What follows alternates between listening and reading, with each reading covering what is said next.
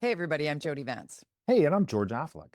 And we have, so much to cover. It's almost the distance of a pipeline from Alberta to the north coast of BC. We'll talk about, a huge literal signing that went down on this day that might have the Premier of BC a little uh, ruffled, we shall say. We'll also talk about some accountability.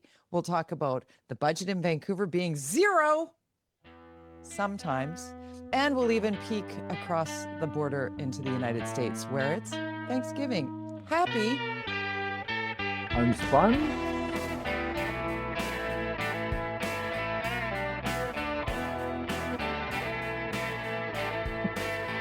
Happy UnSpun, You George. got you Happy got Thanksgiving. me you got me confused there. And I I just know, I said loved happy it. Black Friday or something because that's tomorrow as well. So Yes. Do you do Black Friday? like in shopping wise, Yeah. well, I got my Old Navy thing at 50% off. So for Quinn, we sometimes will go on a little tear, but no, not really. It doesn't really. I'm not a big fan of research when I want to buy something. It's like, okay, I'm saving 10%, but I spend 5 million hours doing it. I don't know. It's just, I don't buy a lot of things, I guess. I don't Right. So zero doesn't necessarily mean zero. We'll get into that know. second. Yeah. Today, we got to start with the big news. Um, Many of us assumed that when the Premier of Alberta was talking about this incoming pipeline to the north coast of BC, that she was just doing her political sparkly things. And then, in steps the Prime Minister, and whoa, here we go. Yeah. What are your thoughts on this? Unspin it for us, George. Uh-huh. Well, it was not surprising. I mean, when Carney was there about what, a month and a half ago, and she came out and she was very glowing about the Prime Minister, and everybody was like, "What in the world is going on? Like, you're a conservative. How what suddenly this turnaround?" So she obviously knew something, Yeah. and Not great at keeping a secret. yeah, and all the separate Alberta stuff, that's all still happening, I guess. But there's certainly this memorandum of whatever it is that was signed today, the impossible dream, probably more likely, at least maybe not in our lifetime, to have this pipeline built to the coast from Alberta with bitumen to a location that, as far as Canada is concerned, and certainly our premier in BC and most First Nations and the entire environmental movement, and probably majority of British Columbians are opposed to, which is having big giant tankers from Canada, even though there's tons of tankers going up and down the strait up there into Alaska through those waters every day, all the time. Yeah. And frankly, in the south coast of BC, like Yeah. all the time, There's the tankers. all They're the not time. giant, but they go right underneath the Right. Lions Gate Bridge every day, Yeah. or There are a once a lot of week, I think it is. the concerns for sure. There are environmental concerns. It's kind of hard to balance. And it was interesting watching the discussion. It was funny because I was watching CBC News Network as it was all happening live and watching Danielle Smith speak. And then all of a sudden, boom, she's out. The Carney's up. And Mark Carney, the Prime Minister, doing his best dance of like, well, we're going to do carbon capture over here and we're going to increase the carbon tax sixfold, but we're also building a pipeline. and Yes. and the things that that we learn, it's like, well, how can you do that if British Columbians, because there are going to be a significant number of British Columbians who say, no, thank you. Well, you Yeah. know what? Bill It's C-5, they can it. do it. The federal Yeah. government can do it. They can do it. Just putting it in the simplest of terms. It's not like it wouldn't come without significant details. But it was interesting that Prime Minister Carney did mention this morning that the conversations that have been ongoing that will continue in order to move this forward. By July, I think the deadline is to have something significant on his desk. Does involve First Nations in both Alberta Ownership. and in BC. Exactly. And I mean like Ownership. If they can pull significant. that off, that basically shuts down the NDP in BC, because how can they suddenly go against First Nations? There's this balance that NDP and any government in BC, you get environmentalists, you've got the First Nations, and then you've got the unions, which in their case they have to balance all three of Yeah. these things. So you got two out of three in that situation that are going to say, "Hey, we want a pipeline." So if they can get the First Nations on board, which is going to cost money, As it and should. yeah, so it's It going to be should. interesting. I also find it, just on a point of his delivery, Carney's delivery. It's Yeah. interesting to watch a politician evolve or how they communicate. You know, we all know the Barack Obama approach or the Bill Clinton thumb thing. And Yeah. Yeah. I Yeah. noticed that Carney's always like, okay, 3 points. Oh, One, yeah. two, three. Okay, there's three. Eight, you know, three. He's always like, there's three things. There's 5 things. There's There's two five things. things. There's one thing, Yeah, the I biggest mean, thing, the I'm going to walk small. you through Here's each of those. You know, what? It's like his strategy when a journalist asks a question. It's very interesting to watch and effective. because there's not just one answer. Because if you say right. 3 things and then you use only one sound bite, then that leaves people going, well, what are the other 2 things? You also get lost as a For sure. No, but you can't. What was I You saying? can't, as a news organization, you can't just go clip. Right. Clip. Right. Yeah. It's very strategic. It's very, and it also gives pause for the amount of time it's going to take you to answer something. If you say 3 things, people know you're not going to do it in 2 sentences. It's not a yes or no. Yeah. It is. It's a yes, but, or a no, but. A couple of things. There, I just did it. A couple of things that I noticed. There you go.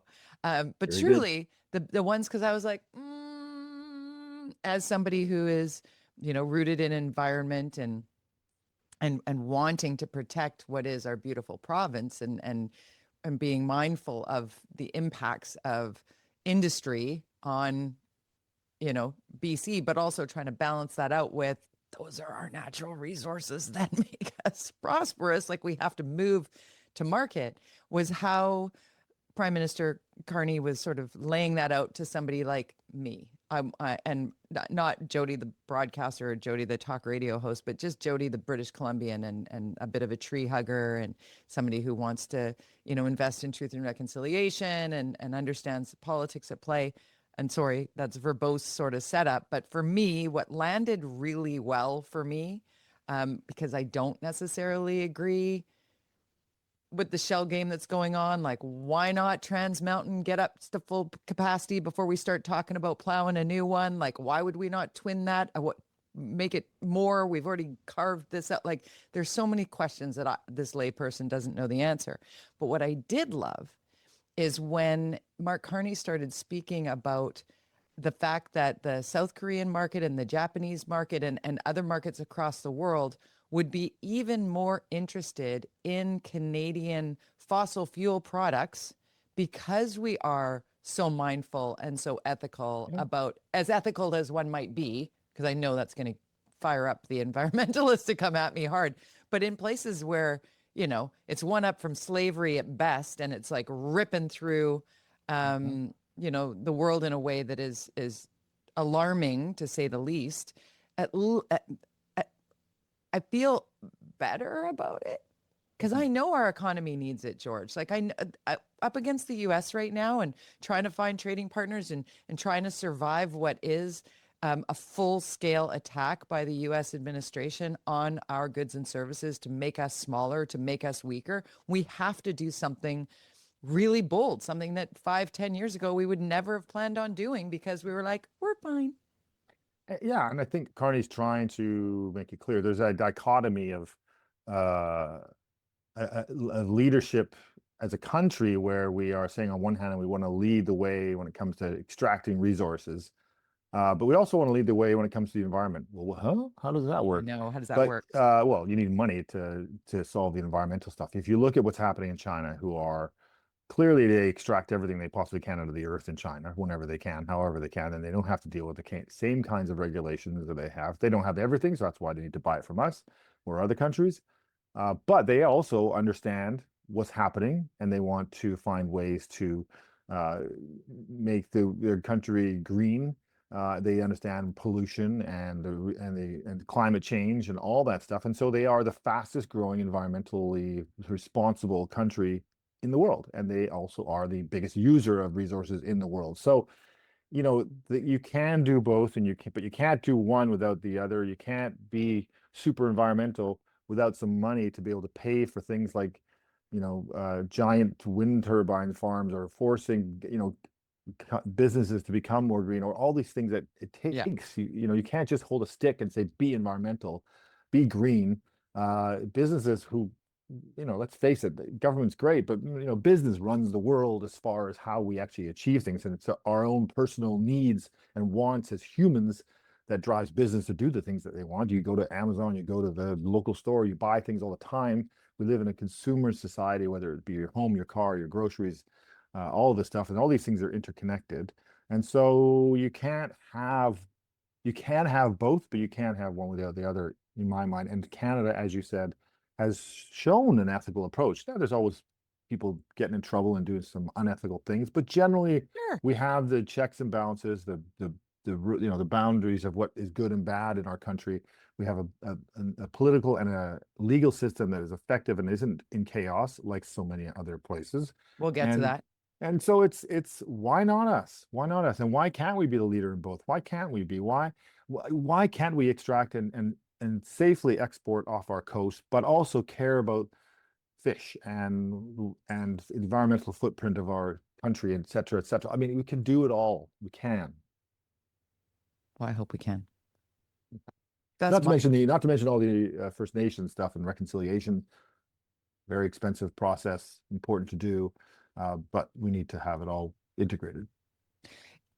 If you're Premier David-Eby right now, what's going through your mind? Well, I have no opposition, so that's good. So I don't have to worry about that.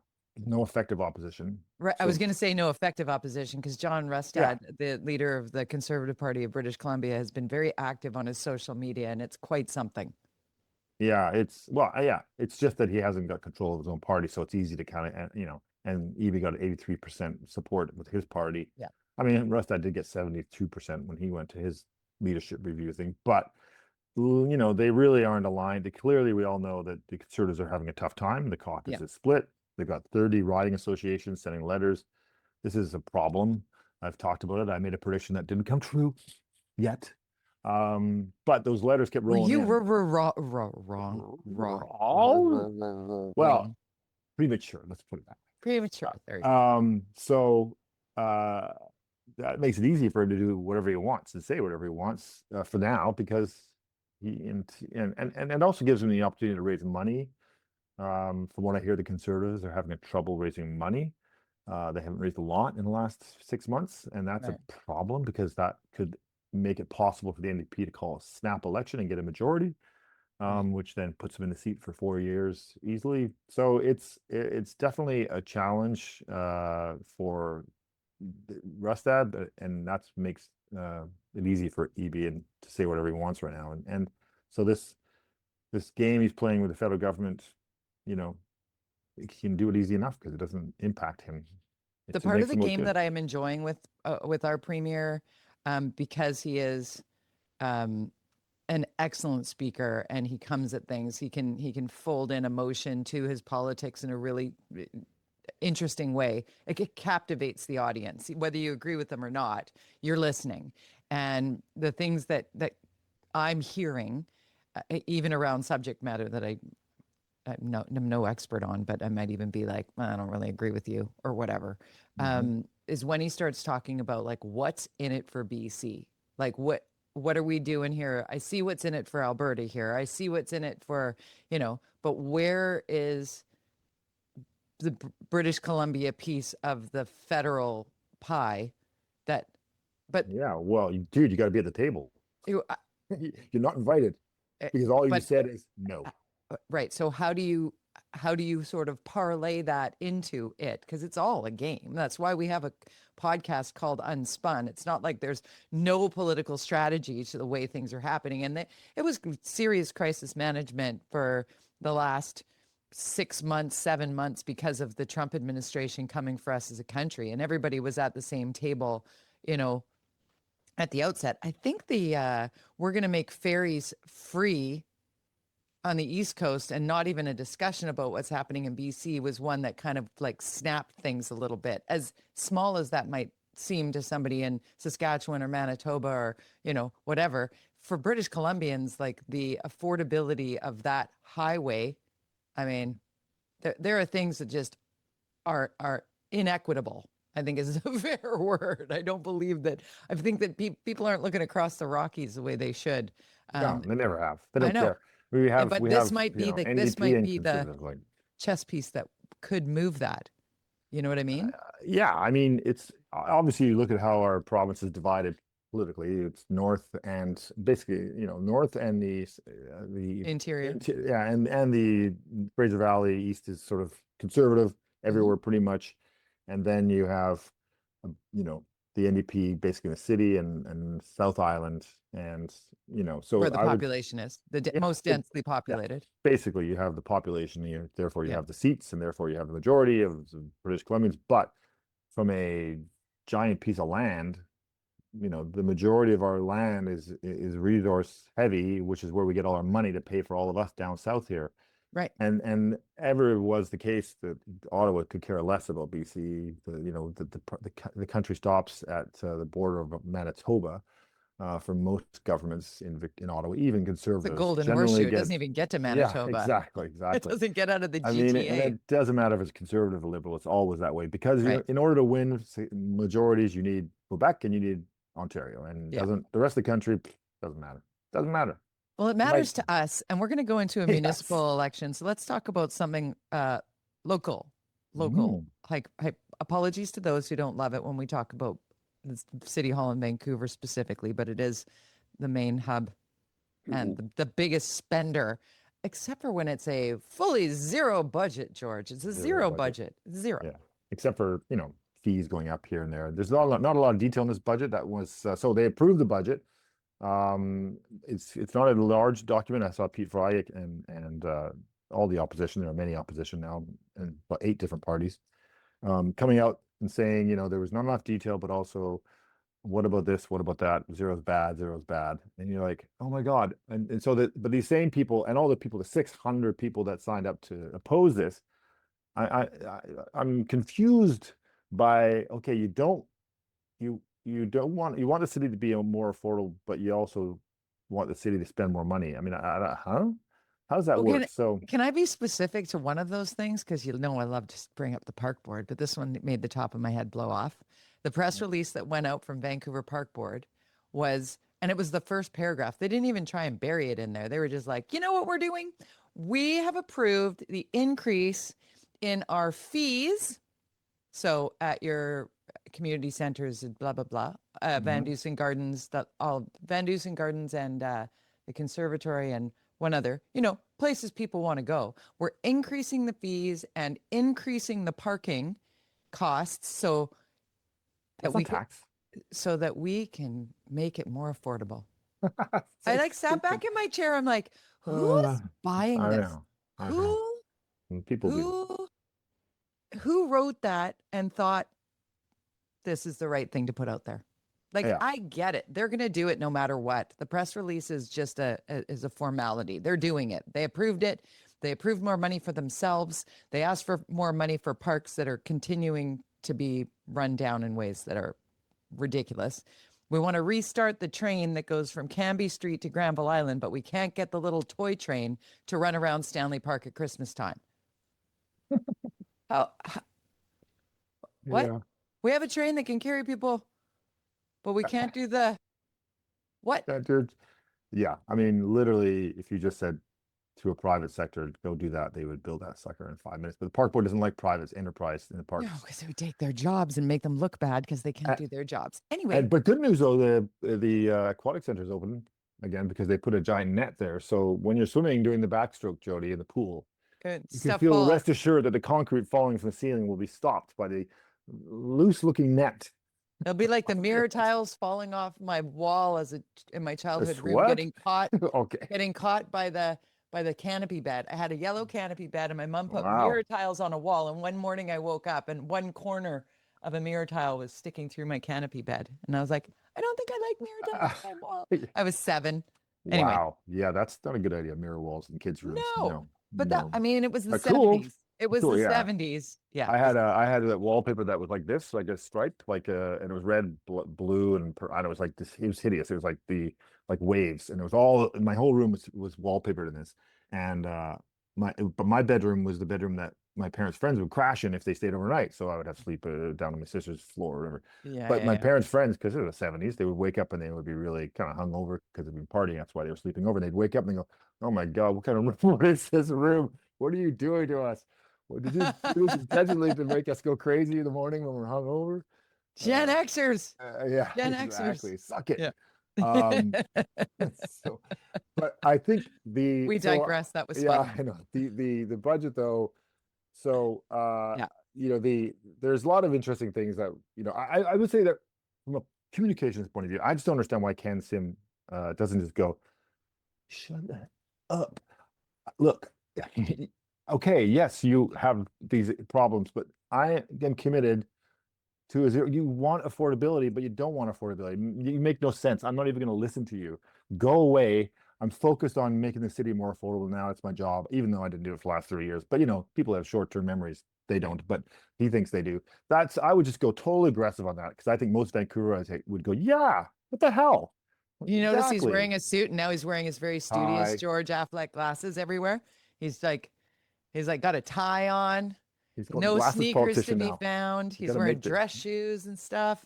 it's so obvious, but Yeah. it works. It I works. mean, sure. So you've launched something Mhm. new that I think is important as we are now in election season because we're inside the 1 year of Yes, counting down to the municipal election cycle. Do tell us about this Accountability Vancouver. Is that what it's called?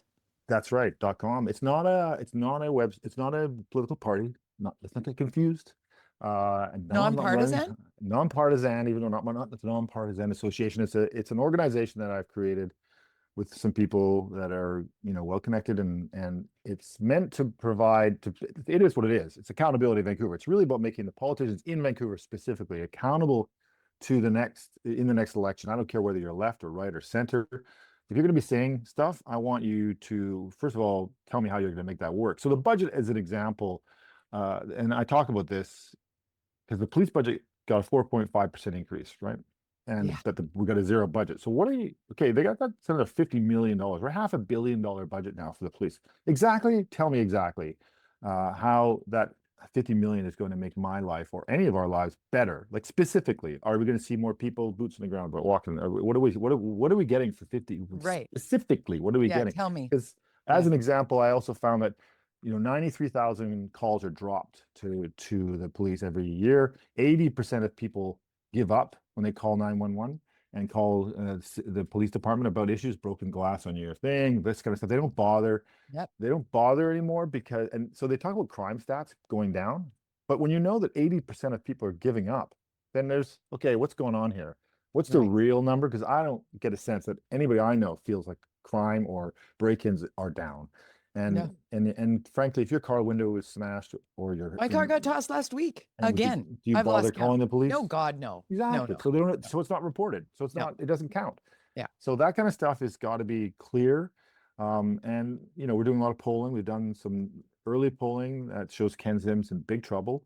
But mostly the polling that we're doing, which is on Vancouver specific, it's about talking about the issues because we want to make sure that that people in the city are properly represented on the issues that matter to them. And I think that you can get pulled away. Like, is the budget the number one priority? Actually, in our polling, nobody cares about the budget. Nobody cares. It's like low priority. They care about affordability, but what is that?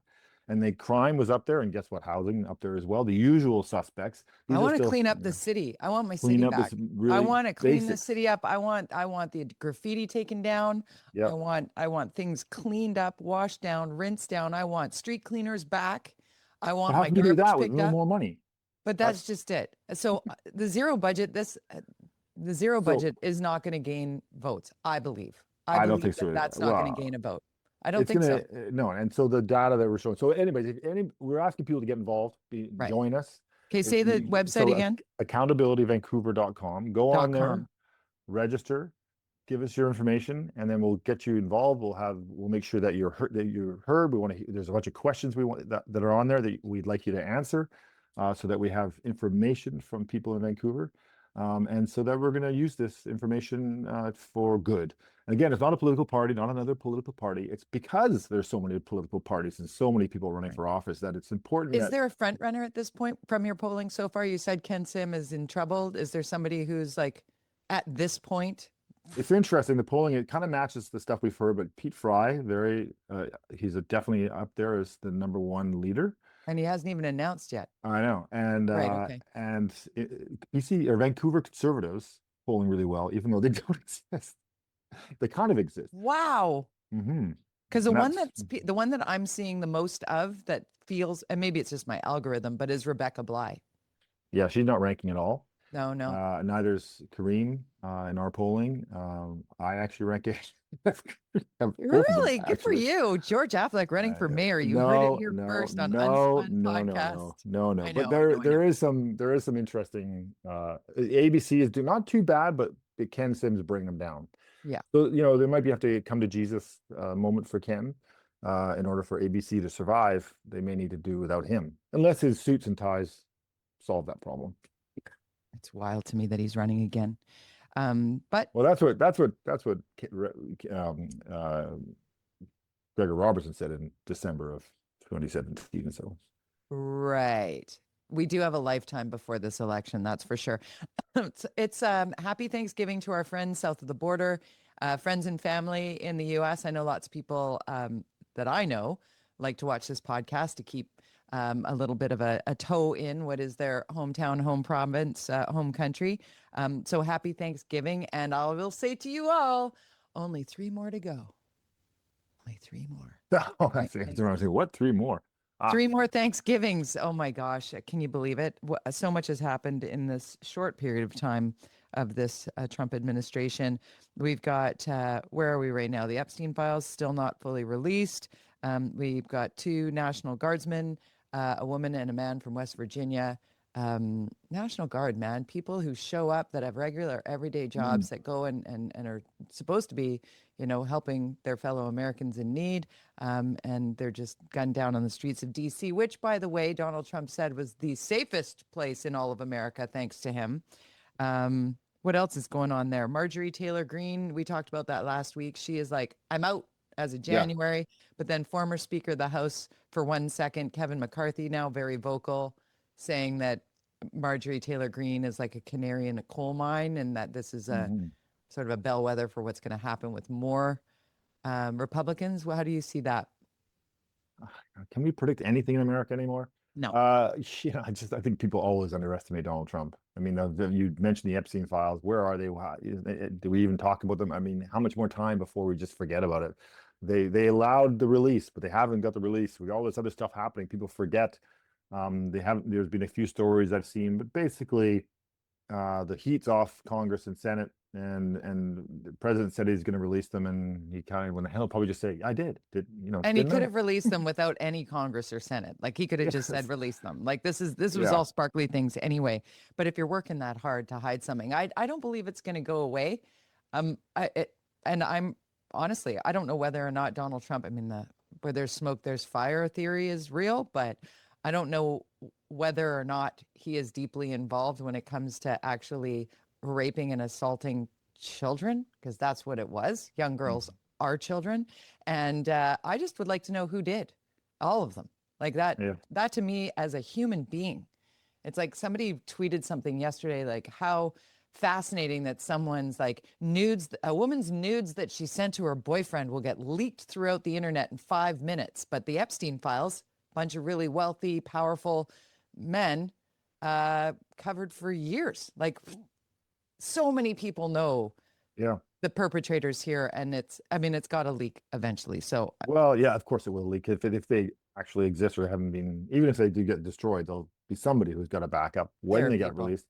So with the Marjorie Taylor Greene thing, the Kevin McCarthy thing, is that because they're freaking out because they're going to lose the midterms?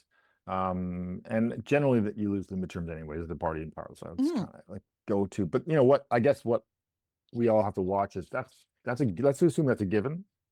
Yeah. And all this stuff happening now is just positioning. But then it's election time again for the president of the United States right after that, right? Then the campaign time begins right after that. Who's going to run? Is it Gavin Newsom? Is it Mark Kelly? Oh my gosh, that Mark Kelly thing, that's new. So the 6... Oh yeah, the people who got their lives threatened. The veterans, all of them, veterans of whether it's, the Central Intelligence Agency or happens to be a test pilot or astronaut of 29 years, married to another elected official who got shot in the head in Gifford. So Mark Kelly, but the 6 people who took the time to create a video just stating fact that if you are in the military, in the US military, in any walk of the military, and you are asked to or ordered to do something that is illegal, it is imperative that you do not do that or take that order and act on it, because you will ultimately be responsible for it. Like, that's what a whole bunch of people, I think, in the US don't understand right now. It may not be today, it may not be tomorrow, but right. eventually, if tides turn, you have to come to terms with the fact that you will be held accountable for what you did. Going back will- to accountability. Yeah. So, Mhm. and we have lots of examples of that in the history of the world. We definitely But do. so then the president puts out on social media that, basically they're Seditious. seditious, which is basically a sentence of death, basically. Yeah. Sedition is an act of violence, by the way, being violent. And these people literally were reading the laws of the Constitution of the United States military. They were just reading the truth. It's wild how I was only following orders. Oh, yeah. no, not that. No. Not that again.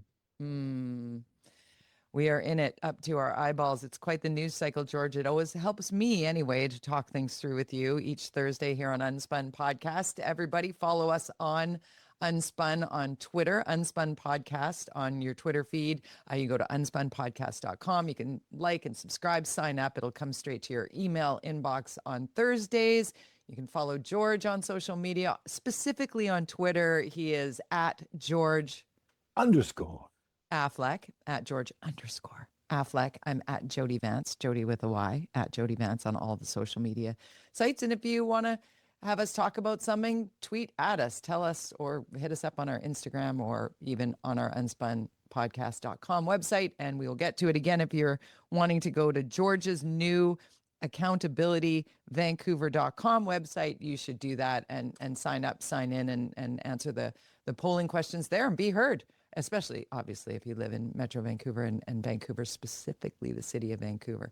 I think that's fascinating, George. You'll have to keep us updated here on a weekly basis. You will see my face. If you live in Vancouver, you're gonna see my face all over your Facebook and Instagram. Never too much George Affleck face. All right, go have a good day. See ya. Bye, y'all. Bye. Bye.